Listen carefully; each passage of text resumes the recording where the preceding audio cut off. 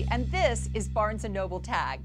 It's summertime, and the reading is southern and breezy. So, with the cost of travel skyrocketing, why not visit the famous low country of South Carolina in a novel? We've tagged some fine southern writers, and one of them is going to be with us right here in the Tag studio. Dorothea Benton Frank, who prefers to be called just plain old Dottie, grew up on idyllic Sullivan's Island off the coast of South Carolina, smack in the midst of the legendary Low Country. After the death of her mother, a floodgate of stories, imagined and real, began to flow. Within a year, those stories made it to the pages of a book. Dottie's first novel, Sullivan's Island, took her right back to her childhood roots, from which her following works never strayed. The South Carolina coast forms a lush backdrop for tales of cheating husbands, nosy neighbors, and nutty families. The kind you'll find in her latest books, The Land of Mango Sunsets and Full of Grace. We are thrilled to have her in studio to tell us about her latest novel, Bull's Island.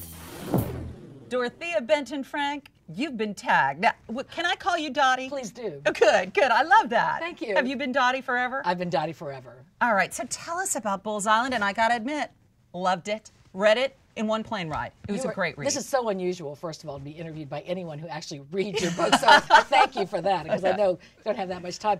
Bull's Island, it's about a bunch of liars, which is why such a good title. It's right? perfect, double, right. It's about people who have secrets, and it's about the lengths that they're willing to go to protect their secrets. And it's about place. It's about the power of place, and Bull's Island is actually a real place. Why do you think there is such a fascination with Southern writers? Southerners are not afraid of their heart, you know, and so they write from their heart. And also, you know, it's the blood-soaked land of our ancestors. I mean, so much history happened there, and people are very passionate.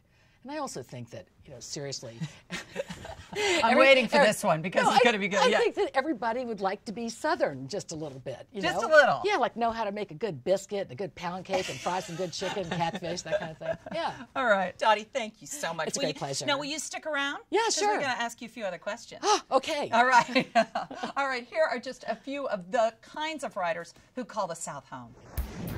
First, best-selling author Mary Alice Munro is known for her portrayals of strong Southern women. She brings the South to life with textured stories that intimately portray the complex and emotional relationships we share with families, friends, and the natural world. In one of her earlier works, Sweetgrass, the shattered Blakely family comes together to save the home that has been in the family for 8 generations. And out this week, Time is a River. In it, the lead character seeks to recover from breast cancer and a broken marriage by taking refuge in an old fishing shack she'll be sharing with her fly fishing teacher, a woman with a haunting past of her own. Plus, Anne Rivers Siddons. It's been said that no one does coastal melodrama like she does. One of her early works, Sweetwater Creek, is the story of a young girl coming of age on the family plantation. In off-season, out in August, Lily Constable McCall's enviable life is shattered with the death of her husband. She escapes to one of their favorite retreats in Maine, where a curious cast of characters lead her to re-examine her entire life. New belle on the block, Sarah Addison Allen, the author of a Barnes & Noble Recommend selection, describes her unique brand of fiction writing as a delightful concoction of Southern fried magical realism.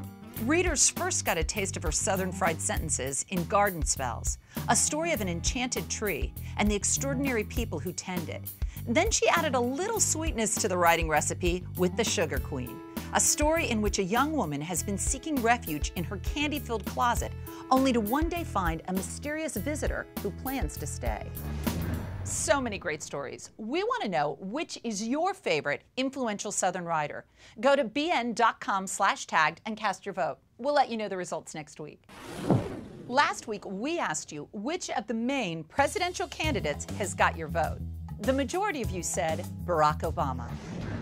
Dottie, thank you so much for hanging out and staying with us. Now, you are going to be on the Barnes & Noble Book Club doing Bull's Island this week, correct? That's right. I think this is my 7th year. Tell us about it. Oh, gosh, so much fun. It's really fun. I can do it wherever I am. You know, it's really a big, long message board. Yeah.